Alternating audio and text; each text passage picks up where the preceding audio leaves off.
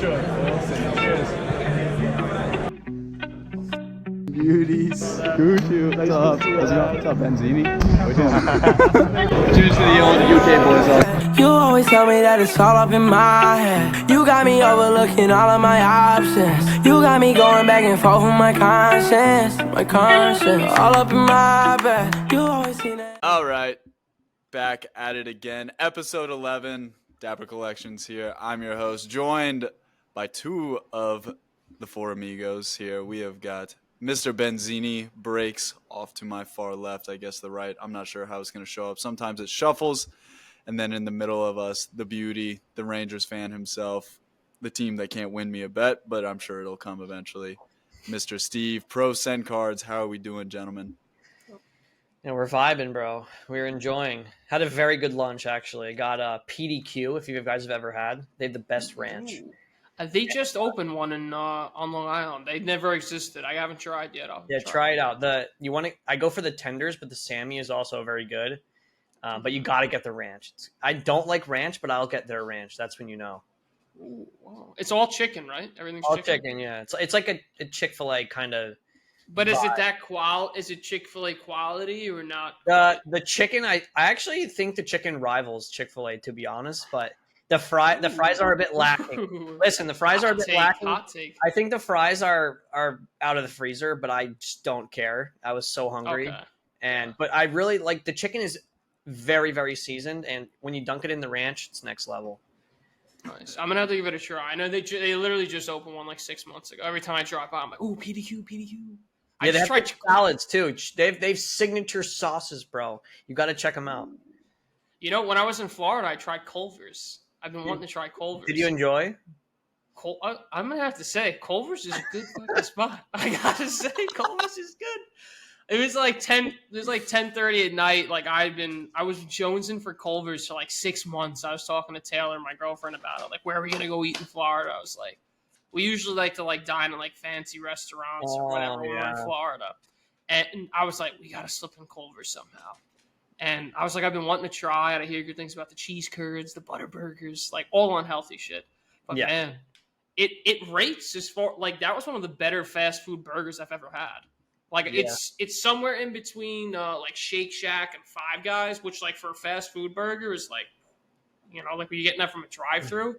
Yeah, Shake Shack is elite, bro. I love Shake Shack. Well, I mean, it's not Shake Shack, but it's like McDonald's burgers are down here, Shake Shack burgers are up here, Five Guy burgers are right here. I would say Culver's was like right here. You're rating Culver's below Five Guys. Culver's and Five Guys is like but can you compare them that closely? Because one's drive-through, one's like you know what I mean. That's what I'm trying to say. I haven't had Five Guys in a long time, so I'd have to have it close. Fire, bro. Listen. Five Guys is trash, bro. Five Guys is overrated. Garbage. It's a soggy bun. Overpriced bullshit. Get it out. Okay, it is overpriced. I will give you that it's overpriced for sure, but I love their fries. I think their fries are fire. They always give you so many. I was just about to say the fries are overrated. The fries are clear. The fries are overrated. No, the fries are overrated. Everybody goes berserk over the fries and the bag fries, the extra fries. Yes, you got to go small fries to get the large. It's the tactic, man. They're all right, but I've had much better fries. That's all I'm saying. It's very overpriced. I will give you that. The peanuts were the best part, and they got rid of them during COVID. That's my biggest gripe. The peanuts were the best part. Needs his free peanuts before he's about to slap a 1,500 calorie burger. Yeah, exactly. Oh, man. Give him a shake on top. I'm actually crying. That was hilarious. Miss talking to you, boys. I guess we got to address the elephant in the room. Obviously, we are missing our fourth member here. If you guys send a message to the old Shawnee boy, he actually did just find out recently that he's going to become a father of two. So he needed to kind of gather himself when you get into that just next stream that he has. I just can't imagine this guy with kids. Next chance you get to swipe up on his story, tell him you're thinking about him, he should be excited. Yeah. But we can't wait to have him back once he regroups and is ready. Those kids are going to be tough to look at, I tell you. Yeah, they're going to be tough to look at. Might be twins. There's some big news to come, whether it's going to be boys or girls, but we'll see. But middle of the half, we're here to talk USA. Tough result versus Germany, but let's get going with the positive. A hot start in the first half. 4 goals, 4-0 against a Ghana side that just throughout history, kind of a little bit of a rivalry. Just getting started hot with Mr. Gio Reyna. Obviously has been a hot topic for some time since the World Cup. But boys, tell me what you've thought thus far. You can break it down goal by goal, a piece that you took. Let's start with the positives from the first half. Well, I like that Gio is putting the ball in the net. I can tell you that right off the bat. Like, that's all I need to see. Because to be honest with you, like, I'm not a Bear Holter believer. No, it's not that I'm not a believer, but I'm also not like a Bear Holter out kind of guy. Because there's just like a dearth of good quality managers right now that I think are willing to take the U.S. job. So it's like, who else are we gonna have, kind of thing? You know what I mean? So I was kind of upset after the Germany loss, like going up 1-0 like that, and then losing 3-1. I was kind of like, what the hell are we doing here? Like, that's a game we need to win at home in a friendly. After being up 1-0, I think was 1-0 at half, or was it 1-1? 1-1. 1-1 at half. Yeah, I did watch that game. Yeah, they kind of quickly. Ben didn't watch the yeah. first half. That kind of upset me that they lost that game. So I'm excited to see that they're up 4-0 right now. I think they may have just scored too. No, they just missed. Yeah, but Balogun's on the board also. Yeah. It's been a little while for him, so it's definitely good to see the boys score. Pulisic just seems to be running around doing what it felt more like unified and gelled. Like in this first half of the game, everything felt just strong and together. Like the attacks were unique, the chances they were creating were exciting, which is unfortunate, I guess. Like the goals are great. In Ghana, you look at their roster and you see a lot of like pretty decent players, guys that play in the Premier League and different high level clubs across the world. But I guess we're going to get right into the negative of it with Germany. It's like those are things that we got to do against teams like Germany, though. Like we expect to win against Ghana, but we need to start to feel a sense of like confidence going into games against teams like Germany. And it definitely could just be a thing where it's like that was such a good experience. And maybe in like a year or two when we're going into the Copa America, we're going to look back on this game as something that the boys felt was an experience where it turned everything around, But for me, and then I'll pass it off to you guys. In the first half, like the first 20 minutes felt very, very like confident and good. Like Germany certainly were getting their chances, but I felt like we were like doing exactly what we're doing right now against Ghana. Like we're flying around, getting the ball out wide, punching it across the mouth of the goal. But Germany just certainly is more organized. Maybe it was just a lack of execution on our end as well. But when I watched the highlights back just to get kind of a refresher before we got into this, it really felt like we, could have been up 2-0, 3-0 in the first 20 minutes of that Germany game. I guess the difference is just you're playing against Germany and this is Ghana. But interested to see what you guys think. That's actually what I was about to say. So I feel like Germany, it was a lack of finishing. Like you said, we should have been up 2-3-0. And when you are it's clear that the U.S. is the inferior opponent, you can't do that because when the other opponent gets a chance, Gundogan scored, I think, twice, right? Gundo? I'd have to look at the score sheet, but I know he definitely scored the first. But like when these guys get chances, they're in the back of the net. When the U.S. gets chances, it's like 30% of the time. That's our biggest problem is that they're not scoring the goals they need to score. That's what killed us against the Dutch in the World Cup. Pulisic didn't score that goal. And when you give Cody Gakpo or any of those guys a chance, they're going to net the ball. And the U.S. always struggles to do that. So that's the problem is when you're clearly the inferior opponent, you need to play perfectly, and they didn't. There was too many breakdowns, and the Germans took advantage of it. We didn't take advantage of the opportunities. That's what I saw. But like you said, the first 20 minutes, we looked great. But other than that, I mean, the game kind of got out of hand in the second half. We did not look good at all. That also has something to do with Gio coming off the field, like a little bit. People are overplaying that, though. He couldn't go the full 90. Luca De La Torre is a solid player, but he isn't Gio Reyna. But people are like, oh, Gio shouldn't have came off. That's just like Bearholter haters. Yeah. What do you think, Benny boy? I thought like the USA was a bit unlucky, to be honest, on some of those goals. Like the first one, like Turner did well not to like commit the penalty, and then he like slaps the ball away, and it's just like right into the path of Gundogan, and you're like, I mean, he did well to like not commit the penalty, but then he's like, just gonna go for the ball. It's his instinct is to try and grab that ball, and he basically assisted Gundogan because I don't know that Sané is able to score that or produce an assist if Turner doesn't like slap that ball towards Gundogan's feet. And then like one of the goals in the second half, like Chris Richards, like he was just started like his path toward the goal, and they like just passed it behind his shoelace, and then Musiala like slides in and gets it, and then I think there was like one more where Serginho Dest got like absolutely just sent packing to like the grocery store by Sané, and then there was a cross and deflections, and then perfect one-time pass from Gosens. Outside back leaves him on side, finishes it like no brainer. There's 3 goals, down 3-1, and then the rest is history, to be honest. I mean, but that's the thing. The Germans don't miss the opportunities. Like that Gundogan goal, like, if that was Pulisic, it would have been roofed over the net. Like, 2 that's of those the problem. goals were tap-ins, bro. 2 of them and were the US with those tap-ins that they find a way to miss, like at least half of them. Tell me they don't. I mean, I don't know. I definitely am in the same park of what you're saying. It's like I don't know about the tap-in vibe like that, but what I will say is like good teams, when they score first like that, find a way to continue scoring. Like even if you get scored on. So like I've been watching a ton of the Euros just with all like betting and stuff I've been doing, and like Malta was playing Ukraine. I couldn't even tell you where Malta is, but Malta goes up 1-0 versus Ukraine. And it's like a big ordeal. Like that's a big deal for them. They haven't scratched a single point from any of their qualifiers.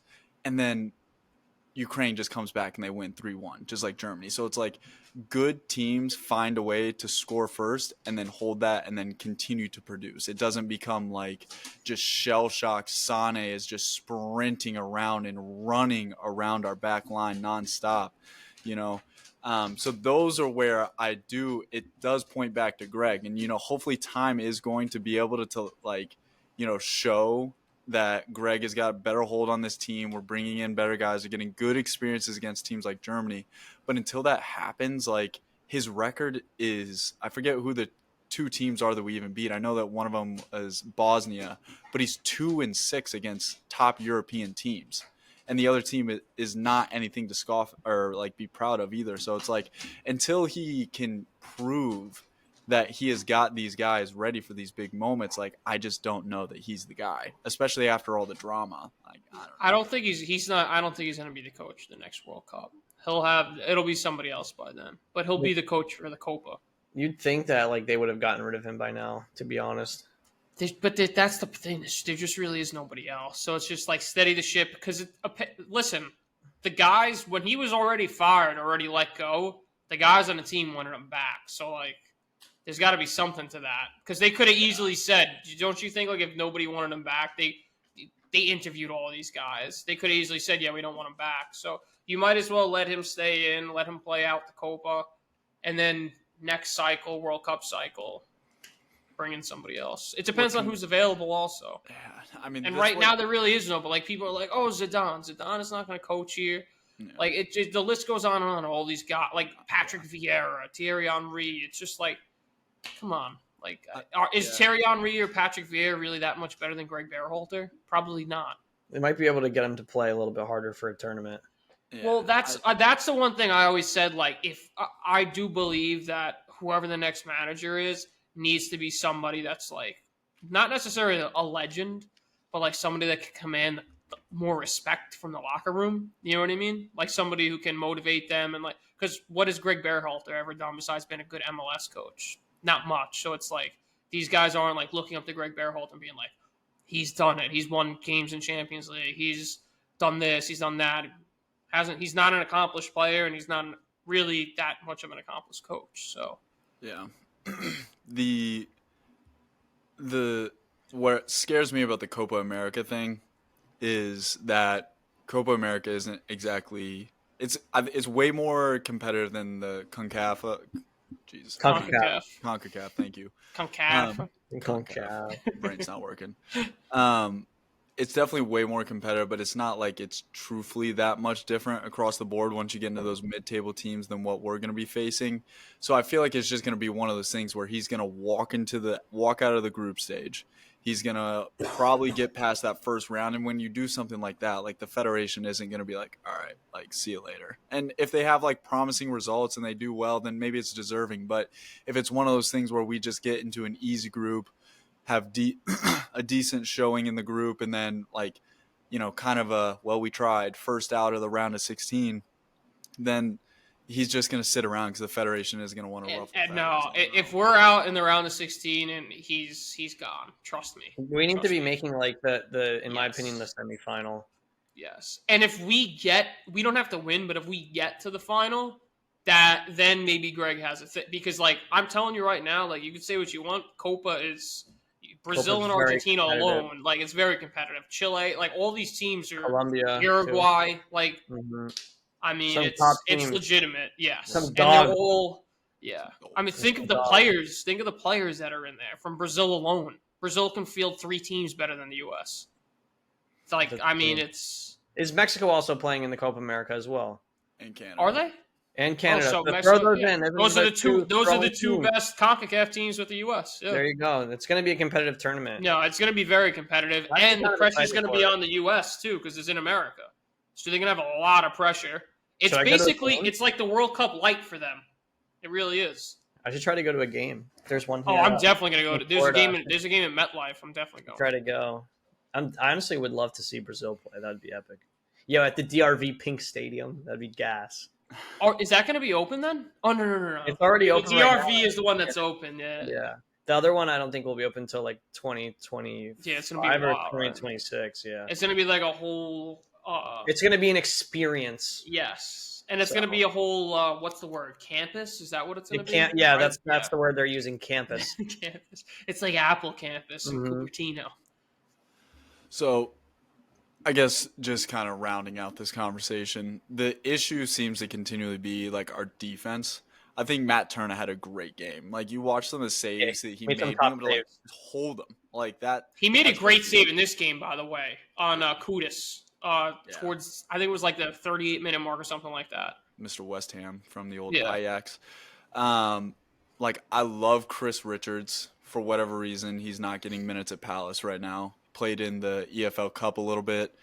Tim Ream, like we all know, we're fans of him, but he is getting up in age, and it doesn't seem to be his lockdown. Like no matter what we want to say, like it is, he did not have a good game against Germany. Yeah, but it's not. That game's not his fault, though. It's not. Yeah. I'm sorry. I don't want to be a homer, but it's not his fault. It's all right though. We still love you, Tim. So we want to have you back Steve on. Will still get your autograph when he comes. Yeah. Listen, he's still coming off injury. I'm telling you right now, he'll be fine. Tim Ream is the least of my worries on the U.S. defense. Like, think about it. Think about the worries on the U.S. Like, Serginho Dest cannot defend. He's great with the ball. He's great going forward, but he cannot defend at all. Like, I think it's just the whole back line. Like, yeah, we need DeMarcus Beasley back. You want to know? You want to know how we can fix it? You want to know how we can fix the back line? Bring in John fucking Brooks to pair with Tim Ream, lefty righty. Play Joe Scally instead of letting him sit on the bench, and we're playing Serginho Dest who can't defend. Serginho, I don't know. I mean, he's having a good game right now, but it's gonna be against these nasty opponents, man. Where it's like you're gonna tell me he's gonna be able to like mark up against like Darwin. Like Darwin's gonna eat his lunch, bro. No, I just don't know. But then it like just becomes to a bigger issue of like, why can we not develop like a plethora of like backline, like center. Do you want to know? You want to know the truth? Do you want to know the truth? You should know. You should know this. You're a youth soccer manager. Because why would any of the good athletes want to not score goals? Exactly. America's in the U.S. Exactly. Too. It's the that's the truth. Of Americans is to score. Yeah, that's 100% the truth. They want to be either the goalkeeper or forward. Nobody wants to freaking play. Nobody wants to be known as the lockdown defender. There's nothing cool about that. Yeah, I don't disagree. I mean, I definitely always put a huge emphasis on like defense because I just know how important it is. Like you can score 50 goals, but if you're getting scored on, 51 times, and it doesn't really matter. I don't know.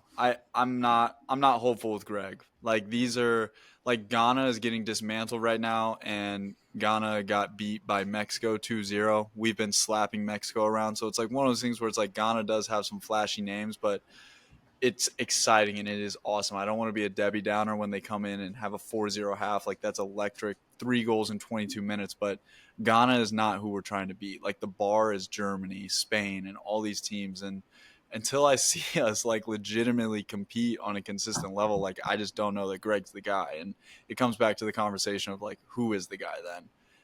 And that's just me not knowing enough about the process. Really, I don't know. You just don't trust the process, Alex. You gotta trust the process. Alex needs a job with the Federation. That would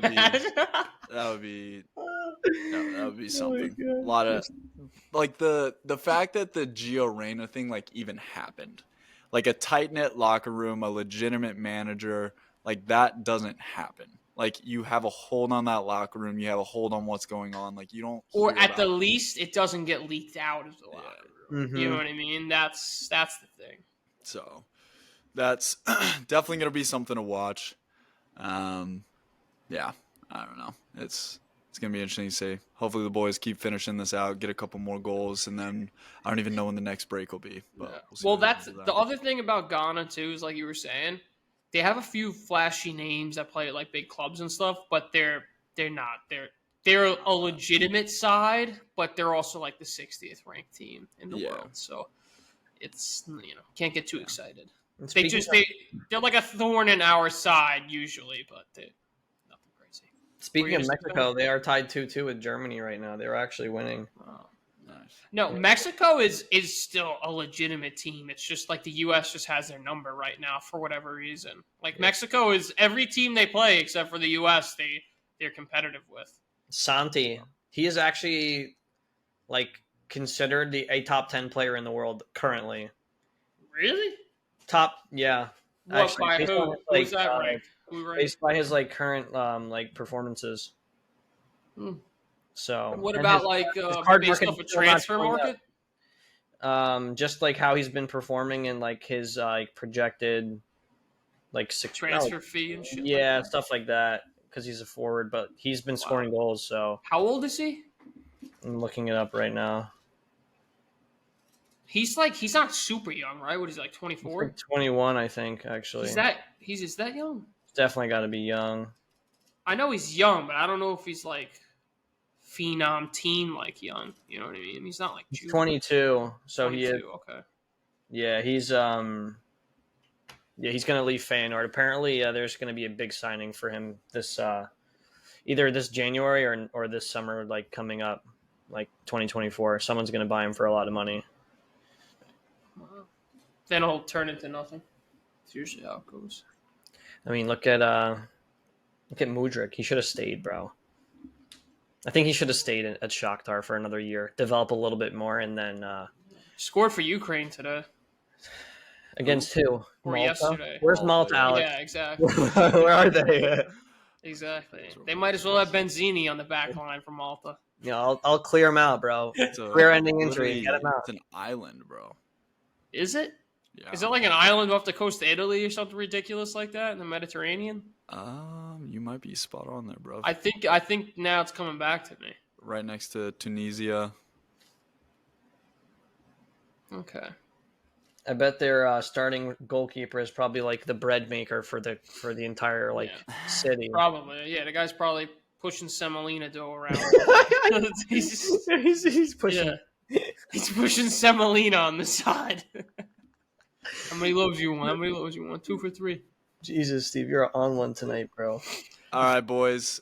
We got Premier League games ahead. I'm sure we'll do a review of that along with FPL next week. But let's switch it up.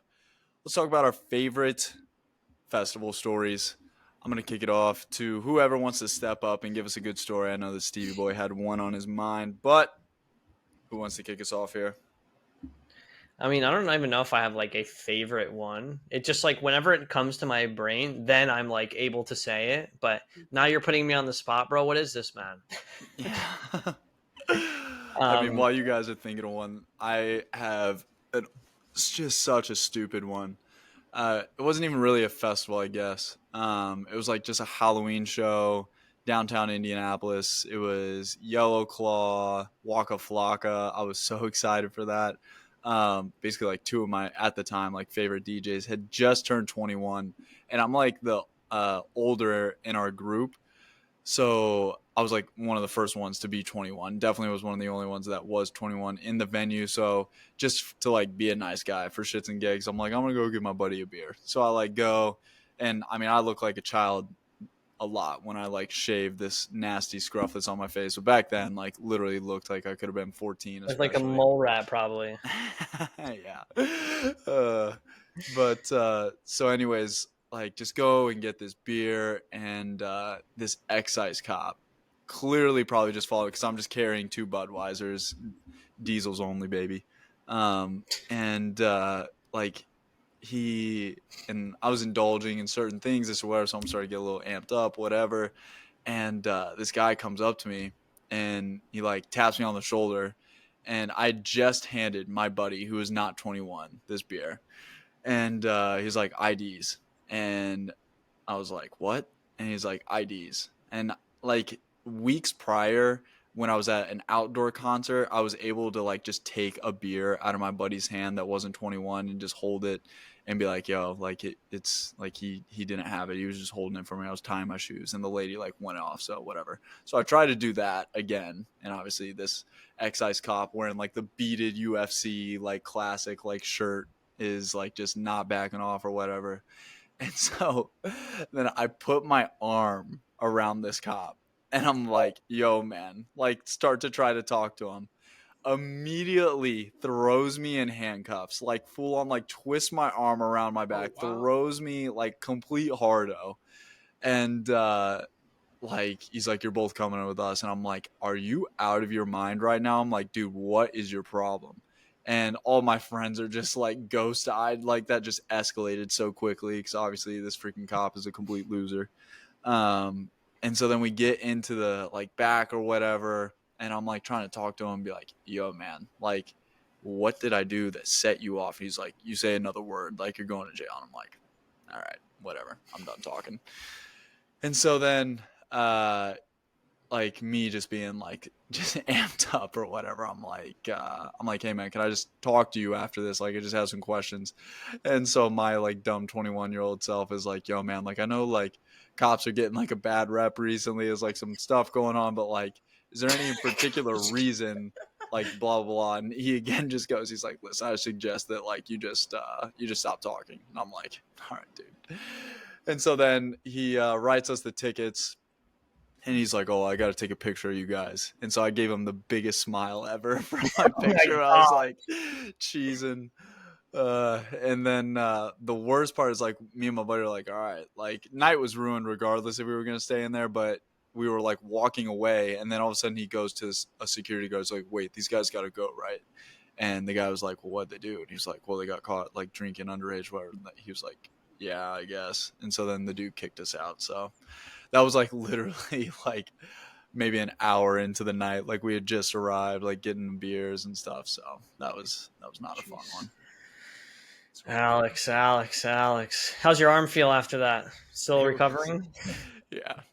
6 years later, I'm still his arm around still the hurt. cup. It was crazy. Like me and my buddy went and froze our asses off outside because it was like the middle of winter, or not winter, it was fall, but it was freezing. The beer didn't warm you up, man.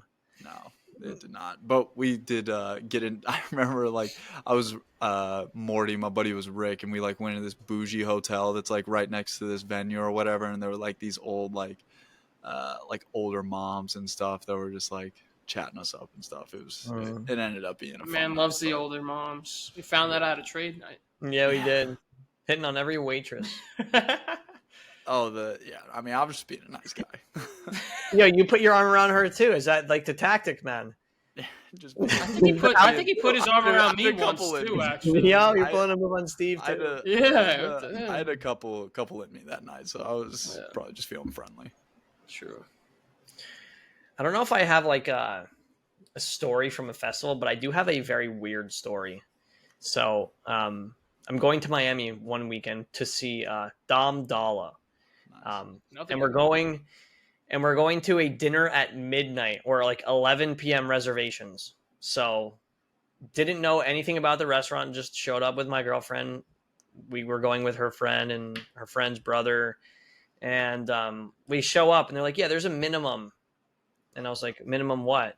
Minimum ordering amount. And I was like, what the fuck is this? So, and they're like, oh, if you want to cancel, it's $40 per person. I was like, are you having a joke right now?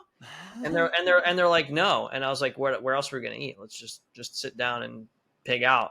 I was like fully prepared to like eat $100 worth of food and drinks like easily. And so we sit down and I order like a couple of things. They charge us like $12 for a water. So there's 12% of your there's your 12% of your $100 bill. And I'm like, whatever. I got a couple of rolls, got some apps. I don't remember exactly what I got, but like we're sitting outside and it's like a booth, like for like where 3 people could sit, and there's like 2 seats for another 2 to sit. And another friend was coming, but later she was like being late, which is like normal for girls, I guess. Sexist fuck. No, like this. No, I'm kidding. No, it's notoriously late, bro. It takes some hours to get ready. 3. Ask your girl for how long it takes your girlfriend to get ready. Come on. Guy's trying to bury Benzini.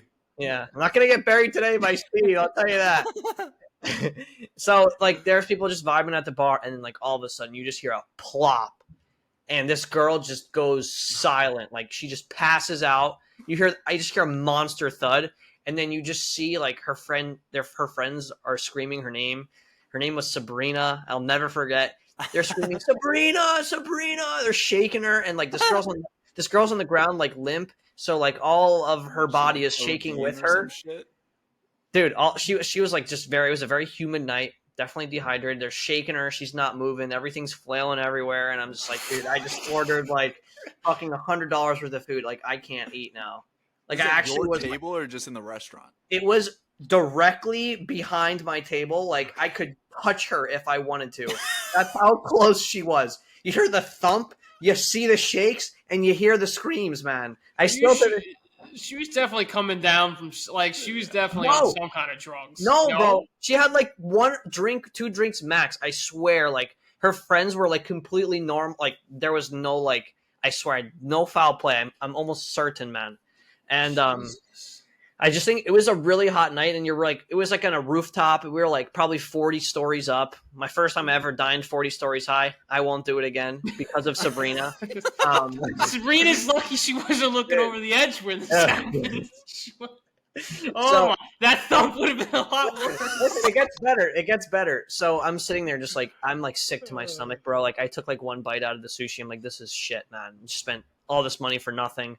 Oh. And like, they're still like trying to get her. One of her friends is a nurse practitioner, so she's like implementing some like tactics. And of course, they have to like clear the area. And I'm sitting here just like watching this all live. Like, dude, this is great. My minimum is amazing.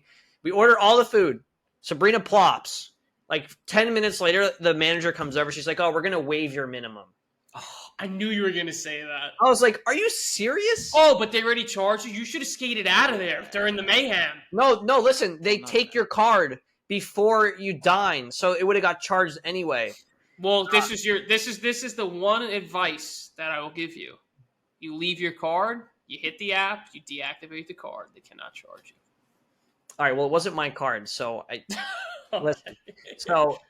Zini's girl. He let his girl. No. That you could have just been like, I would have just taken it to the next level and been like, hey man, like, I appreciate the gesture, but we just ordered all this food, so like, you're gonna need to do a little something more for me here, you know? Like, no, like, and I was like, I don't like to fight like with the waiters and waitresses. I just like a big no-no, but like, I was very close to like going off. on the manager, like very close. I would have caused a scene. I don't want to cause a scene. I don't want to be that guy. So I didn't do it. And see you go crazy. dude, I would have actually like, but that's not even the end of the story. They offer us free shots. And we're like, okay, great. Free shots. Perfect. And then our friend comes who's late after they offered us the free shots. Then the waitress comes and drops off the shots. And we're like, oh, like, can we get one for our friend, please? Like, she just showed up. And they charged us for her shot, man. How much was a shot? How much were they charging for? Probably like $12 plus.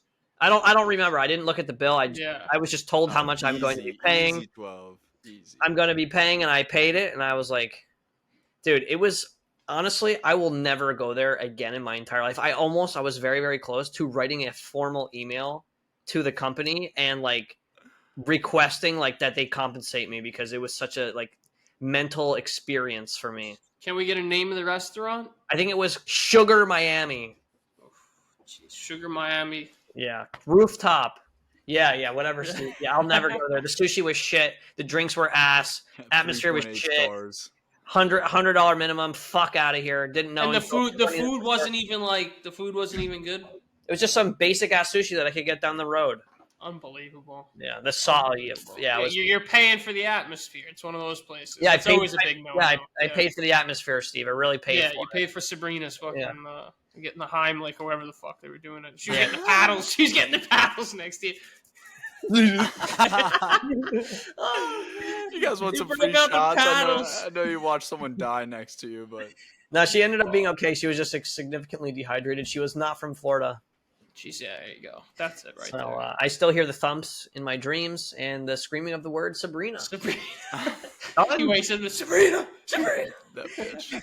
Dude, I just So not a festival story, but just a very extreme experience dining out at a fancy my place. brain run now, but that's a good story. We could talk all night about. We could go story time all night, but we'll be here all night.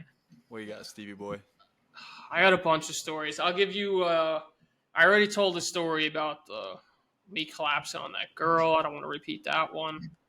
But I'll tell you the story that led up to that. It's a quick story, and then I'll tell you the other story about how I lost my job. So I'm in Toronto. I lost my job because of not a festival, a concert I went to. Gareth Emery's like I guess he's considered like trance music. He had a few songs at the time that I liked, so I went to see him.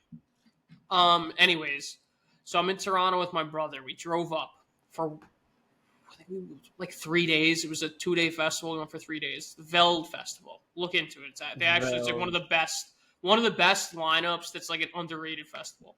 Anyways, we drive up. I had applied for this credit card that was literally, it was a $200 credit. Like that was all because I knew I was going to get wasted and like lung it on my credit card. So I purposely brought cash and one credit card that had a $200 credit line for emergencies. So we get to this hotel. The hotel is prepaid. They go, oh, I need a deposit from you on a credit card. And I was like, you're fucking kidding me. I was like, well, my credit card is a $200 line. The deposit you're asking for is $300.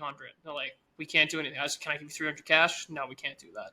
And I was like, all right, like you're kidding me. And they were only doing it too because they knew we were going to the Veld Festival, and they had like people come and like trash their hotel rooms before. So there was like it wasn't like a one night stay like deposit, which would have been like $150. It was like 2 nights to make sure because people trash hotel rooms. Like this whole hotel was like being all kinds of like girls and like fucking, the garb that they wear at these festivals and stuff. Like I knew as soon as I walked in, I was like, wow, this is like going to be fucking, I looked at my brother, I was like, this is going to be like a party fest.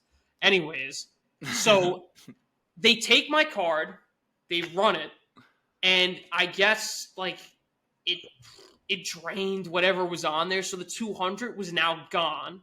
So I had to wait 2 days because you know how like when you get a pending transaction, it's like a hold on your account. Yeah. So the 200 was gone. I couldn't stay at the hotel. So now I'm like, all right, fuck it. I guess I can't go. I called my dad. My dad's like, oh, give him my credit card information. Like, no. He needs to be present. So I was like, wow, you guys are really... I was like, there's nothing I could do. I end up going on Tinder and Bumble, literally trying to solicit like through Tinder and Bumble, I'm like, me and my brother need a place to stay. I'm not looking for a relationship. Anybody want to take us in? Because I literally only had cash on me, and none How of these far is this hotels from your would crib take it. again? This is Toronto. This is fucking Canada. I didn't even have like I had American money that I needed to like change. Like they take a lot of American money up there because it's worth more. And I've been to Canada like many times. I think I also had like 150 Canadian from like a time I was there before.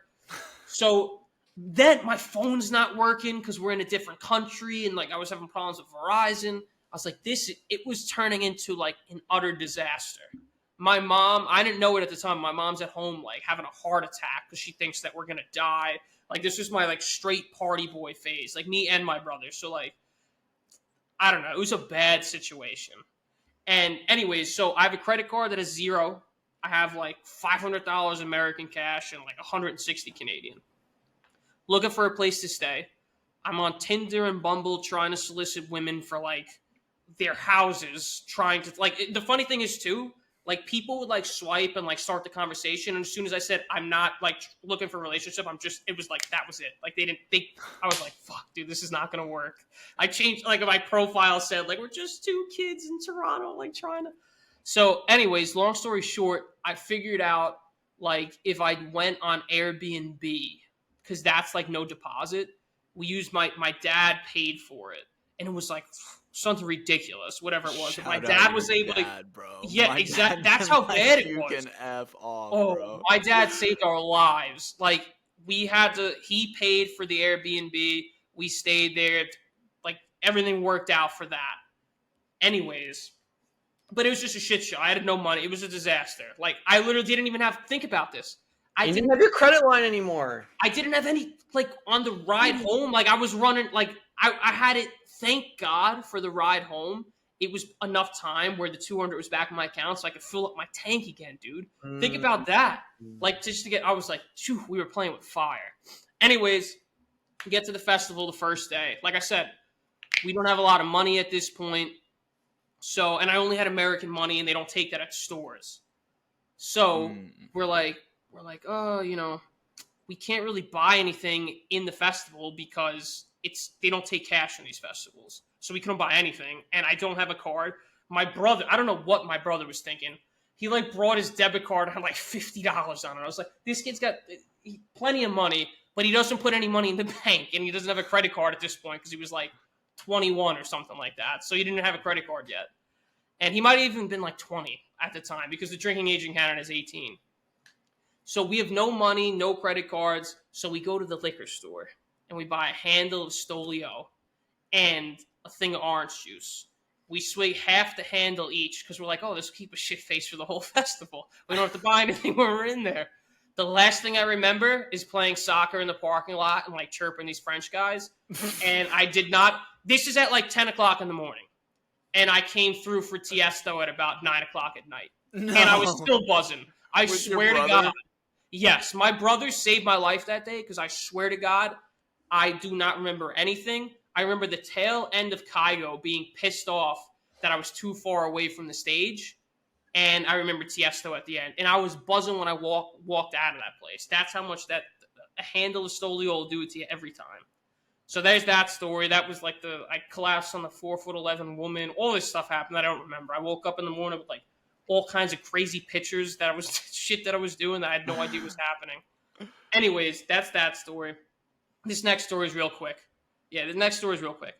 I'm at the Brooklyn Mirage. If you guys live in New York, you know what that is. If you don't, then I feel bad for you. I go to see Gareth Emery. And at this time, I was like in much better shape than I am now. Now I'm like 260 pounds. At this time, I was like 180, like pure muscle, like playing soccer all the time. And I developed really bad shin splints from playing on turf all the time. So I had to take off from work. I went to the doctor, and the doctor wrote me like a note and was like, yeah, your shin splints, like keep your legs up, don't do anything, don't go to work, because I was bartender, so I have to stand up all day. So you can't do that, you have to keep your legs up. So I gave them the note, and I told them that I wasn't going to be in work on Friday, and like, I guess I didn't make it clear I wasn't coming on Saturday. Anyways, I go to this concert Friday night, and of course, because at this time I had to put it all out on Snapchat, you know, that I'm at this concert, even though I didn't go to work on Friday. And I was up to like 4 or 5 o'clock in the morning, putting all this stuff out. Didn't go to work the next day. And like, I remember I literally posted the photo of my ankle at the end of the night when I got home. Like, it was like the size of a softball because it was just like my just shin splints. I guess it's just something that like makes your ankle swell.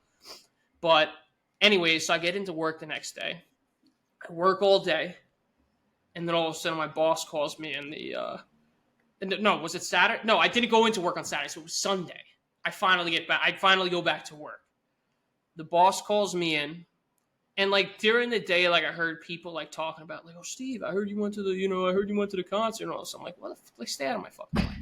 I didn't know they told my boss, but anyways, my boss calls me into the thing at the end of the day, and so yeah, I heard you went to a concert the other night. I was like, "What does that have to do with anything? I told you guys I have a doctor's note, like." The concert didn't start till 11 o'clock at night. Anyways, like I was going even if I worked. And they were like, yeah, well, you can't be doing that and then showing up to work the next day 10 minutes late or whatever it was. And I was just like, what did you like expect me to start showing up to work on time just because I went to a concert like the night before?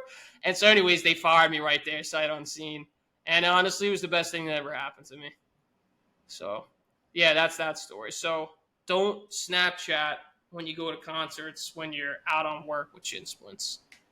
And don't try to put your arm around a cop. Don't try to put your arm around a cop. Yeah, after you just handed your 14-year-old friend beer. Bro. Yeah. Don't hang out with 14-year-olds. Yeah, first of all, don't be doing that. Yeah. Well, that's episode 11. The Pitchmaster boys are back. We're going to be getting interviews out here. Like always, if you've made it to this point, tell us what you think of the old USA. The future is Gregg in or out. That's what we want to know. If you made it past all these stories, like and subscribe. Appreciate you guys, and hopefully you guys have a great rest of your week. Peace.